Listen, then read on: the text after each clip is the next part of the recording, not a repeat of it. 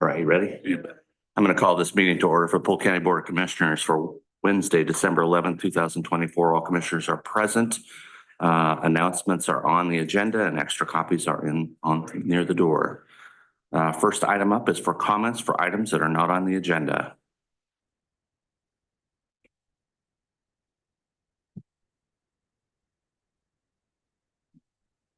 Please give us your name and address for the record. Thank you. My name is Miriam Forney. I live at 13500 Monmouth Highway in Monmouth. My husband, Tom Forney, and I own land on Fishback Ridge, which is about 6 miles west of Monmouth. It's an area with steep forested slopes and high winds. We use our property primarily for farm and forest production, but we also have a residence there.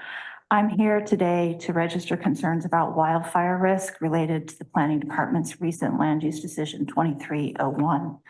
That decision. Let me interrupt you for just a second. We have a run timer. Get started. Yeah, sorry. We have a 3-minute time limit, so You bet.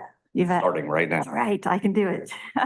That decision approved the siting of a new dwelling at the top of a steep slope in a forested area immediately south of our property. So there have been at least 2 fires on Fishback Ridge in recent decades.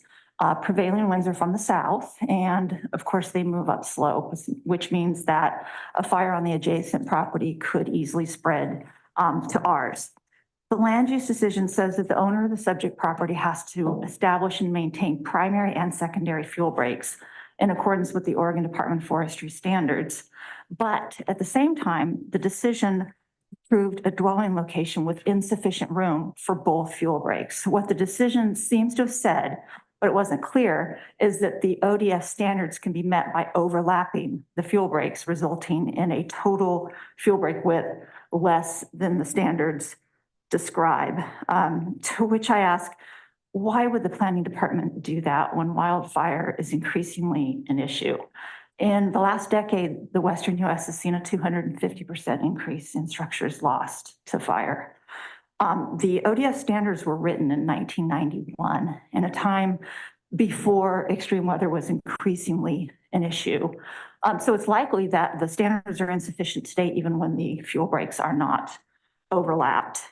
So my husband and I filed an appeal of the land use decision, and we went to the hearing, but we didn't receive an explanation at the hearing or afterward. So the Monmouth Fire Department, coming from Monmouth, is going to have to travel more than 5 miles to the approved dwelling location, including climbing 4 hills, one of which is more than 1 mile long. So these factors are going to increase response time. In addition, the access road to the approved dwelling site enters Monmouth Highway on a blind curve, where we've seen 6 car accidents in recent years, including one in which young people died. So my impression here is that the county isn't prioritizing preservation of life and property, and I'd like to see that change. As well, we were a bit surprised by a lack of transparency in the land use process. So we asked to be notified of the hearing officer's decision before next steps, and we were led to believe that we would be, but we didn't hear from the Planning Department again until after the hearing, until we received a notice telling us that the decision was final. So in closing, I would be glad to serve on any committee that's formed in the future for the purpose of reexamining the county's safety-related zoning ordinances as our weather continues to change. Thanks for your time this morning. All right. Thanks for coming. Seeing us.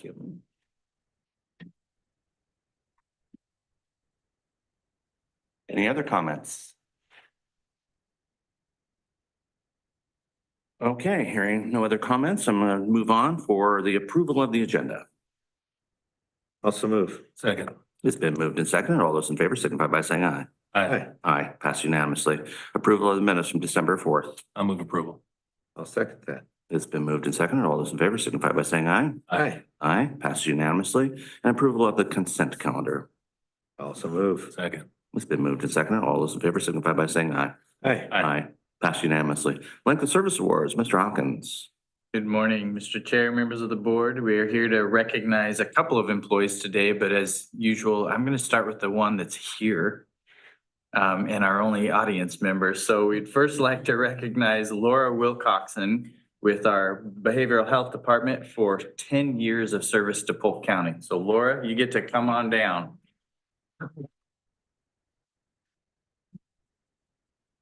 Yeah, like shake hands, run the gauntlet, all of it. Thank you so much, Laura. Thank you, Laura. I appreciate your service. He always leaves out the speech part. Yeah. I do. Thank you for your service.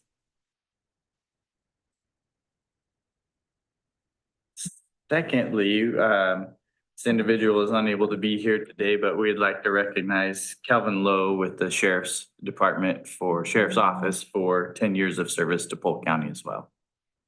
Thank you, Calvin. Thank you. Thank you, sir. Okay, That is is all. that it? That concludes That's it? all I have. All right. Next up is the Polk County Fairgrounds Operating Levy Discussion and Resolution number 24-13. I am taking that up today instead of Mr. Hanson, as he is out today. And we've had these conversations ongoing for months and deliberating on whether or not we should move forward with an operating levy. So this is not brand new news. And basically, I want to read into the record, the recommendation from Mr. Hanson is you can here are the not the options, but the following items that would be recommended. To place a local option tax operating levy measure on the ballot for May 13th, 2025 general election to operate and maintain the Polk County Fairgrounds and Event Center. To a local option tax operating levy in an amount not to exceed 15 cents per thousand with assessed value for the duration of 5 years. To approve Resolution 24-13, which sets public hearings to receive public comment on the above proposed local option tax and ratify the publication of the attached hearing notice. So that's where we are at. And the issue is whether or not the Board of Commissioners should consider a fairgrounds and events center operating levy for May 13th of 2025. And I won't read the background. You all know what that is.